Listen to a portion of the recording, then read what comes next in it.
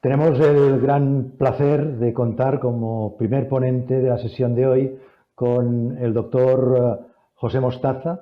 El doctor José Mostaza, aparte de un buen amigo, es una persona con un enorme conocimiento del ámbito de las alteraciones del metabolismo lipídico, es jefe de sección de medicina interna del Hospital La Paz, es el director de su unidad de lípidos.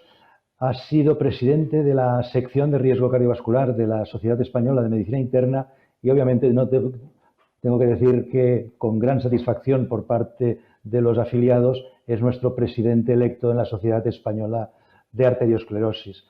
Por tanto, sin más dilación, doy paso a un vídeo de introducción del doctor José Mostaza para que posteriormente él inicie su ponencia.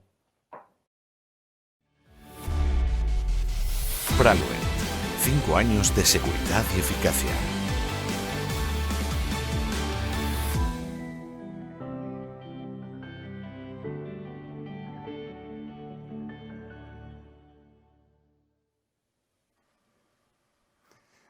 Bueno, buenas tardes a todos. Antes de nada, indicar que muchísimas felicidades a Praluent. Felicidades por su quinto aniversario, por su quinto cumpleaños. Durante los siguientes minutos me han pedido que les hable sobre el efecto de la lirokumab sobre el perfil lipídico con una coletilla que dice más allá de la reducción del colesterol. Y la verdad es que esta coletilla para mí es muy importante porque yo creo que Praluent efectivamente nos ha dado un fármaco extraordinariamente potente para reducir los niveles de colesterol y para conseguir que muchos de nuestros pacientes se metan en objetivos terapéuticos, pero al menos para mí, y yo creo que para mucha gente que nos dedicamos al riesgo cardiovascular, Praluent nos ha dado algo más. Y en primer lugar, yo lo que diría es que nos ha dado argumentos para reafirmar nuestra fe en la ciencia y nuestra admiración por la ciencia. Porque como ya se comentaba previamente, efectivamente, la proteína PCSK9 era una proteína totalmente desconocida para nosotros, incluso siendo tan importante en el metabolismo lipoproteico. Los primeros datos de que existía esta proteína proceden del año 2004, cuando se demostró que existían una serie de mutaciones de ganancia en el gen de PCSK9 que se acompañaban del desarrollo de hipercolesterolemia familiar. Como digo, esto fue en 2004 y tan solo 3 años después, en el año 2007, esa molécula recientemente descubierta se había convertido en una diana terapéutica y se publicaba el primer artículo donde, utilizando oligonucleótidos antisentido, en este caso en ratones, se bloqueaba el RNA mensajero de PCSK9 y se reducían los niveles plasmáticos de colesterol. Posteriormente, efectivamente, 5 años más tarde, en el 2012, se publicaron todos los ensayos clínicos de fase 1 de Praluent en el New England Journal of Medicine. Por tanto, para mí, estoy absolutamente sorprendido de cómo un fármaco podía llegar al mercado tan pronto. Ahora no nos asombramos tanto cuando estamos viendo lo que ha ocurrido con las vacunas del coronavirus, pero en aquellos tiempos, desde luego, fue una sorpresa absoluta para todos. Y en segundo lugar, yo debo agradecer a Praluent y a los inhibidores de PCSK9 que hayan sido mi ventana al mundo de los fármacos biológicos. Cuando hace unos años salieron estos fármacos, nosotros no teníamos ni idea del mundo de los fármacos biológicos. Efectivamente, se estaban utilizando en otras especialidades, efectivamente también nuestros compañeros de medicina interna estaban utilizando fármacos biológicos pues, en enfermedades raras, en enfermedades autoinmunes, pero la gente que se dedica al riesgo cardiovascular no tenía conocimiento del funcionamiento de los fármacos biológicos y en este sentido yo y muchísima gente como yo se quedó pues eso también asombrada de saber que había anticuerpos monoclonales murinos, humanos, humanizados y qué vamos a decir actualmente de la terapia basada en RNA. Por tanto, yo creo que esto ha sido una ventana al mundo de los biológicos y si miramos el New England de hace un par de semanas, como pueden ustedes observar, Todos, absolutamente todos los originales están centrados en ensayos clínicos con fármacos biológicos en diferentes patologías. Por tanto, y para concluir esta parte, debo agradecer a Praluent, a los inhibidores de PCSK9 en general, que nos hayan abierto esta ventana al futuro, que es un futuro, desde luego, imparable en términos de estos fármacos. Pero también debo agradecer más cosas y, desde luego, los primeros que vimos esta diapositiva en el año 2012 nos quedamos totalmente sorprendidos cómo era posible que tras 15 días de una inyección subcutánea de una sustancia, en este caso alirocumab, se pudiera producir una reducción tan rápida y tan dramática en los niveles de colesterol LDL. Más de un 60% de reducción en tan solo 15 días después de la inyección y en sujetos que ya estaban recibiendo tratamiento farmacológico con estatinas. Posteriormente, estudios como este, el Odyssey Long Term, demostraron que esta reducción de los niveles de colesterol LDL se mantiene a lo largo del tiempo y 70 y tantas semanas después sigue habiendo una reducción del 58% en los niveles de colesterol LDL utilizando este fármaco. Por supuesto, alirocumab reduce también otras lipoproteínas, hay descensos moderados en los niveles de triglicéridos, modificaciones poco importantes en el colesterol HDL y reducciones en la misma línea que el colesterol LDL, en la ApoB, en el colesterol no HDL y en la LPA pequeña, ¿no? Por primera vez, aparte del ácido nicotínico, encontramos un fármaco que reduce la LPA pequeña hasta en un 30%, si bien yo creo que todavía tenemos que estudiar qué quiere decir esto en términos de reducción de eventos cardiovasculares.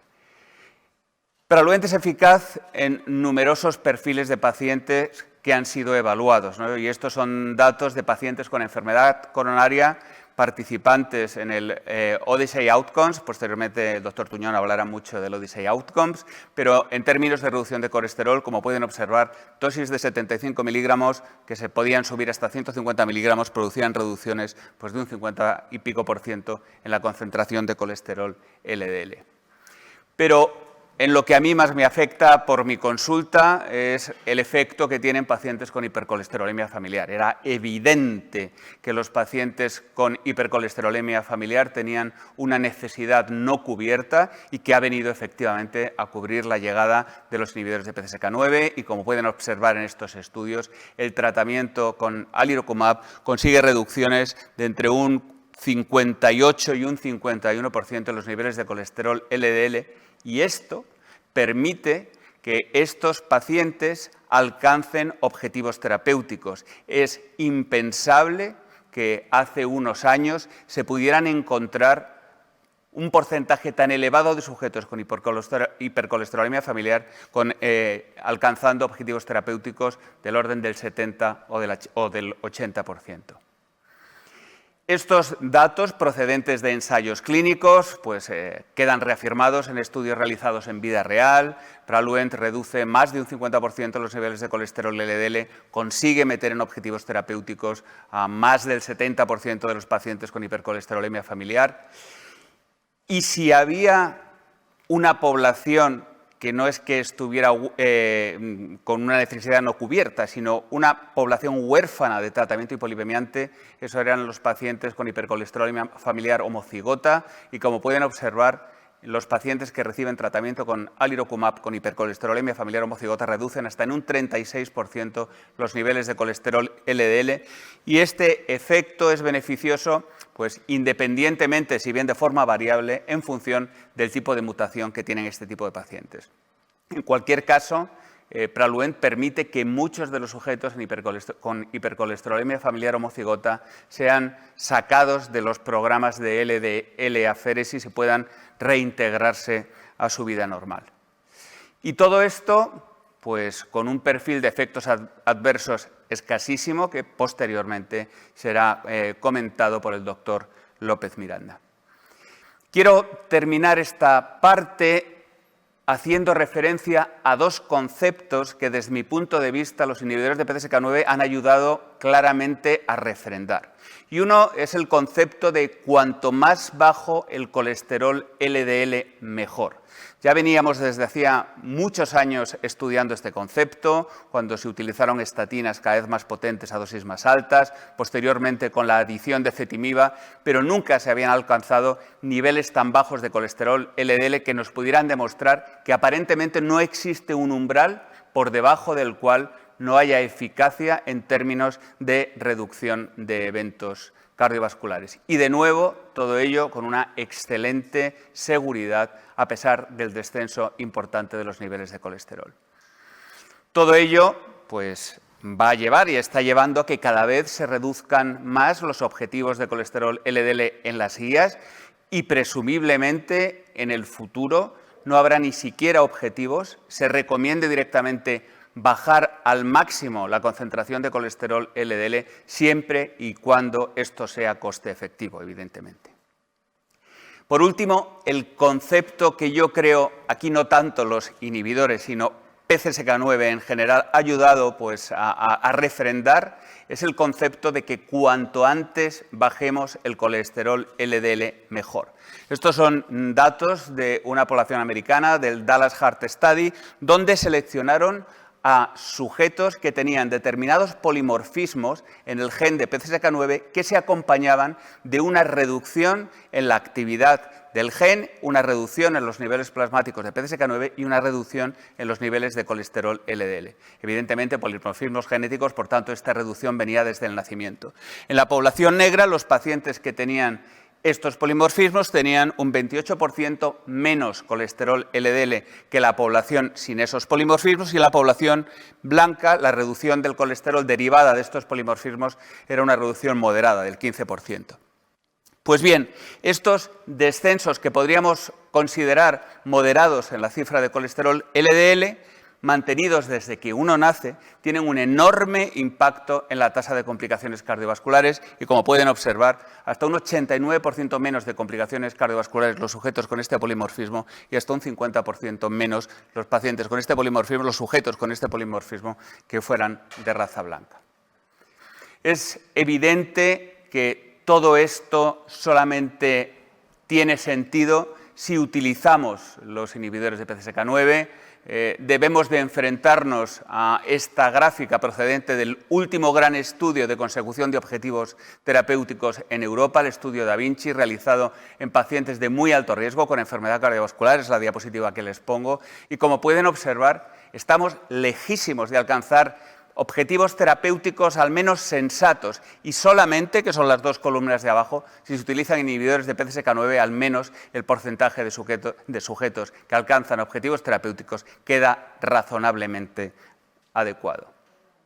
Por tanto, y para concluir esta primera parte, simplemente indicar que alirocumab, Praluent y en general la investigación en PCSK9 ha permitido, desde mi punto de vista, alcanzar descensos del colesterol y objetivos terapéuticos hasta ahora insospechados, contribuir al concepto de cuanto más bajo se reduzca el colesterol LDL, mejor, demostrar que cuanto antes se reduzca el colesterol, también mejor, y por último, desde mi punto de vista, o al menos para mí, reforzar nuestra fe y compromiso con la ciencia. Y ahora me han pedido que les ponga un caso clínico en relación con el descenso del colesterol, con la potencia hipolipemiante, que he denominado Deus ex machina. Y el caso que les presento es el caso de la primera paciente que recibió tratamiento con un inhibidor de PCSK9 en La Paz, en nuestro hospital. Es un caso de nuestro hospital, ya digo, la paciente sigue asistiendo a nuestra consulta, desde luego más mayor, pero la primera vez que la visité fue en marzo de 2011, una mujer de 63 años que fue remitida a nuestra unidad de lípidos por el servicio de cirugía vascular. Esta mujer tenía pocos antecedentes personales llamativos, había sido intervenida de hernia inguinal, era fumadora escasa de 2 paquetes año, tenía un hipotiroidismo primario tratado con levotiroxina y entre sus antecedentes familiares era hija única, sus padres habían fallecido a una edad muy temprana y el único indicio de que pudiera tener una hipercolesterolemia familiar era que tenía un tío paterno con un infarto agudo de miocardio a los 46 años. Como digo, la paciente acudió a cirugía vascular porque desde hacía aproximadamente 2 años presentaba dolor glúteo derecho al caminar, inicialmente al subir cuestas, pero desde hacía unos meses también al caminar en llano. Y este dolor había progresado de intensidad, afectando también a la zona gemelar y ya le aparecía tras caminar únicamente 50 metros. Fue remitida a cirugía vascular, donde la diagnosticaron de enfermedad arterial periférica, ahora veremos, siendo enviada a la unidad de lípidos porque los cirujanos vasculares le encontraron el colesterol muy elevado. Imagínense lo elevado que tiene que estar para que un cirujano vascular mande uno de estos pacientes a la unidad de lípidos. Estos son los datos que traía, las presiones que traía de cirugía vascular. Efectivamente tenía un ITB bajo en el miembro inferior derecho, un ITB de 0,72. Cuando la vimos en nuestra consulta, era una mujer delgada, tenía una tensión arterial en consulta elevada, 176-105, y lo que llamaba la atención era que tenía un soplo carotidio derecho. La auscultación cardiopulmonar era normal, el abdomen era normal y, bueno, pues tenía semiología efectivamente de una enfermedad arterial periférica en el miembro inferior derecho con ausencia, con limitación o disminución de los pulsos en todos los territorios vasculares. En nuestra unidad se le hizo un hemograma, una función hepática y renal, unas hormonas tiroideas y un sistemático de orina, todos ellos sin alteraciones. Y posteriormente se le hizo un estudio de lípidos, que pueden ver ahí, con un colesterol total de 412, un colesterol LDL de 315 y unos triglicéridos de 196. Además, se hizo un electrocardiograma con una hipertrofia ventricular izquierda, se le hizo un mapa con una hipertensión de predominio diurno y se le solicitó una ecografía carotidia donde pueden observar en el lado izquierdo cómo morfológicamente existía una estenosis significativa, ven cómo la luz queda muy pequeña en la zona roja y se midieron las velocidades, las velocidades del flujo y como lo tenía alto, lo cual indicaba que tenía una estenosis carotidia que se calculó entre el 50 y el 69%. Además, se le solicitó un estudio genético donde se demostró que tenía una delección que abarcaba los exones del 3 al 6 en el gen del receptor de LDL. Por tanto, en diciembre de 2011, estos eran los diagnósticos que tenía nuestra paciente, una hipercolesterolemia familiar heterocigota por delección en el gen del receptor de LDL, un hipotiroidismo bien controlado, una enfermedad arterial periférica y una estenosis de carótida derecha que se estimaba entre el 50 y el 69%. De acuerdo a las guías por aquel entonces vigentes del año 2011, esta mujer sería clasificada de muy alto riesgo cardiovascular y en aquel entonces el objetivo terapéutico era reducir su colesterol LDL por debajo de 70. Y así se hizo, se solicitó a la paciente que abandonara el consumo del tabaco, se recomendó dieta, medidas también de ejercicio. La paciente ya recibía 100 microgramos de levotiroxina y a este tratamiento se le añadió aspirina 100 miligramos al día, olmesartán 40 miligramos al día y atorvastatina 80 miligramos diarios.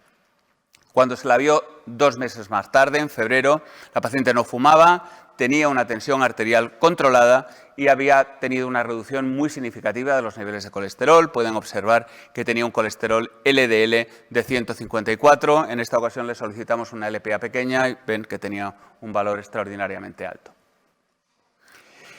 Con esta cifra de colesterol LDL se inició tratamiento también con ezetimiba y se consiguió una reducción adicional de los niveles de colesterol LDL que se situaron en 120 miligramos por decilitro. La paciente siguió sucesivas revisiones en nuestra consulta, pero en septiembre de 2013 había habido una progresión de la enfermedad arterial periférica y cuando la visitaron los cirujanos vasculares, pues la colocaron un stent sobre la ilíaca derecha. Esto fue en septiembre de 2013 y además los propios cirujanos vasculares solicitaron un TAC de troncos supraórticos, donde se puede observar que en la parte izquierda, en la zona donde está calcificado, existe una estenosis ya conocida de la carótida interna derecha, pero no se rellenaba la carótida izquierda, por lo cual había una oclusión completa de esta arteria, ¿no? Aquí se puede ver un poco mejor la estenosis en el lado izquierdo y la oclusión completa en el lado derecho.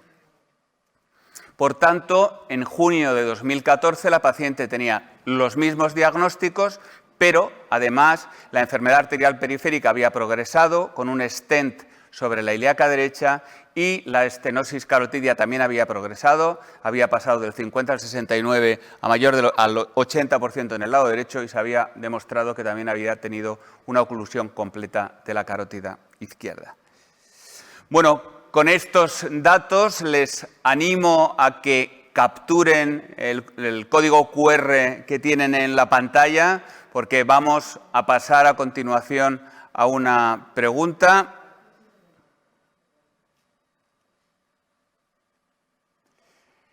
La pregunta es esta: en esta situación de nuestra paciente, ¿qué haríamos? La primera opción es iniciar tratamiento con resinas.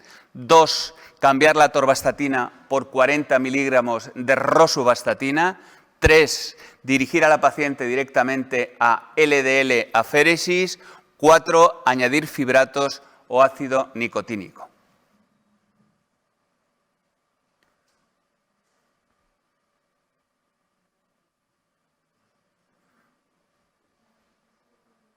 Me dicen cuando termina.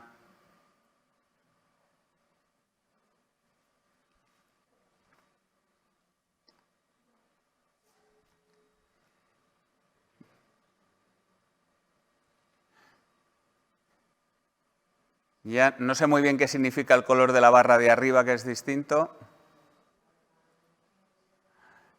¿Qué es la que más gente ha votado? Perfecto. Bueno, pues nada, iniciar tratamiento con resinas. Bueno, me alegro porque entonces lo hicimos razonablemente bien, porque eso fue lo que hicimos nosotros. Empezamos tratamiento con colesevelan, 625 miligramos, 3 comprimidos en desayuno y 3 comprimidos en la cena, y se repitió la analítica en junio de 2014 y el colesterol LDL había bajado moderadamente de 120 a 108 miligramos por decilitro. Simplemente recordarles que en ese momento la paciente estaba tomando estas 8 pastillas para el colesterol, y pongo bien clarito el tamaño de las pastillas de colesevelan porque son las mismas que atorvastatina 80, que probablemente ustedes conocen, y son extraordinariamente grandes en comparación, por ejemplo, con ezetimiba. Pues bien, así es lo que hicimos, y en octubre de 2014 la cosa se empezó a torcer. La paciente, cuando vino a visitarme, tenía molestias osteomusculares vagas que atribuía al tratamiento con estatinas, tenía náuseas, molestias abdominales y estreñimiento que atribuía a la toma de tantas pastillas que además eran tan difíciles de tragar, tenía un mal control tensional y mayores requerimientos de levotiroxina que se pusieron en relación con una posible interacción del tratamiento con colesevelan, por lo que las 6 pastillas de colesevelan se pusieron juntas en la comida, y además en diciembre de 2014 la paciente comenzó con un dolor torácico en relación con la actividad física que se sospechaba podría ser de origen coronario. En definitiva, y en estas circunstancias, nuestra paciente tenía un mal control de la hipercolesterolemia, con un LDL de 108 cuando debía estar por debajo de 70. Su arteriosclerosis había progresado tanto a nivel periférico como la estenosis carotidia, como probablemente ahora daño también de arterias coronarias. Tenía molestias vagas, musculares, abdominales, estreñimiento, que ponía en relación con el tratamiento, y además tenía una posible interacción farmacológica. En estas circunstancias, de nuevo, vamos a pasar a una pregunta: ¿qué hubieran hecho ustedes? Y la opción 1 es suspender las resinas e ir a LDL aféresis. 2, cambiar la atorvastatina por 40 miligramos de rosuvastatina. 3, deus ex machina.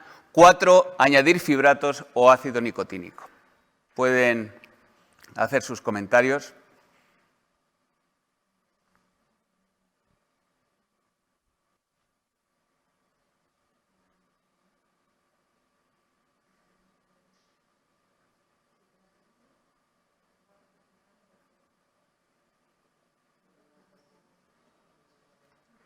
Bueno, parece ser que la mayoría de las personas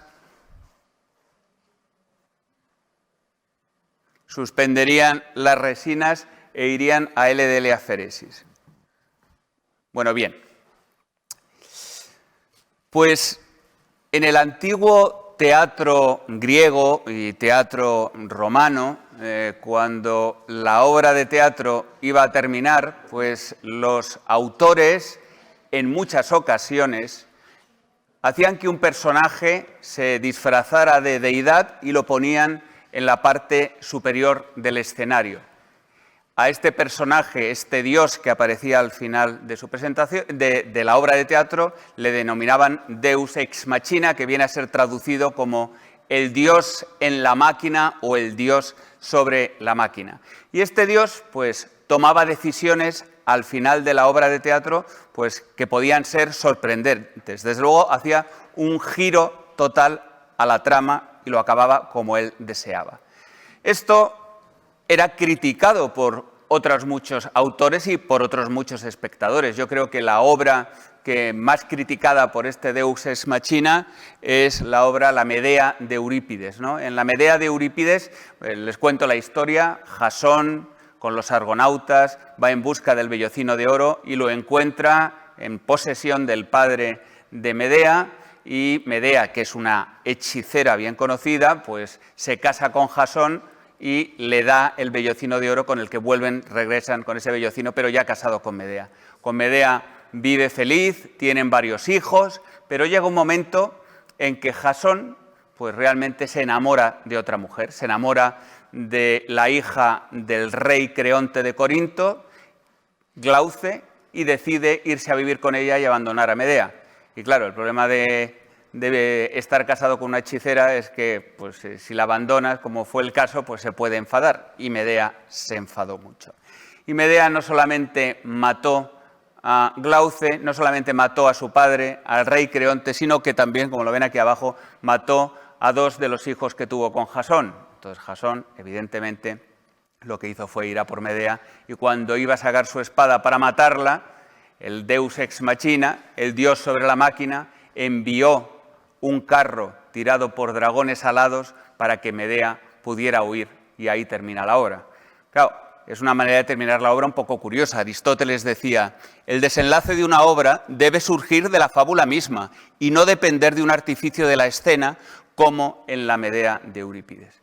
Pues bien, en la situación que tenía nuestro paciente, que tenía un pésimo control del colesterol, progresión de la arteriosclerosis, molestias a todos los niveles, alirocumab llegó a nosotros como un Deus ex machina, como un dios sobre la máquina que permitió hacer un cambio radical en el guión de esta paciente, de tal manera que lo solicitamos como uso compasivo, se inició a dosis de 150 miligramos cada 2 semanas, permitió retirar el tratamiento con colesevelan y, por supuesto, se hizo una valoración cardiológica, y después de iniciado este tratamiento, el colesterol LDL de nuestro paciente era de 40 miligramos por decilitro. Por tanto, y como conclusión, es decir que en pacientes con hipercolesterolemias graves, la consecución de objetivos terapéuticos antes de la llegada de los inhibidores de PCSK9 era muy escasa, que la adición de hipolipemiantes permitía descender el colesterol LDL, pero no se veía exenta de efectos adversos y dificultades en la toma de pastillas, sin que en muchas ocasiones hubiera un resultado óptimo en cuanto a los objetivos de tratamiento, y que la llegada de alirocumab supuso, como Deus ex machina, una solución mágica a todos estos problemas. Y para quien crea que esto del Deus ex machina es algo de los antiguos griegos y de los antiguos romanos, que sepan que en nuestro cine actual, por supuesto, hay muchas situaciones de Deus ex machina, pero vamos, para la gente de mi generación siempre se acordarán que cuando los indios estaban matando ahí a los pobres colonos que iban en su carro, al final siempre aparecía el séptimo de caballería. Nada más, muchas gracias.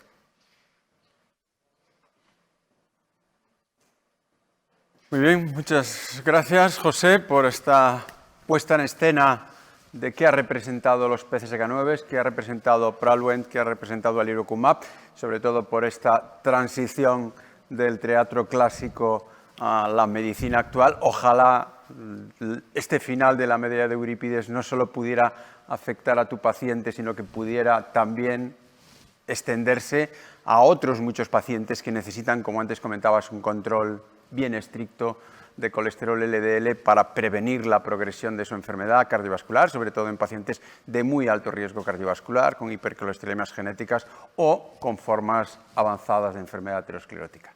Vamos a continuar. Muy bien. Y gracias. Praluent. 5 años de seguridad y eficacia.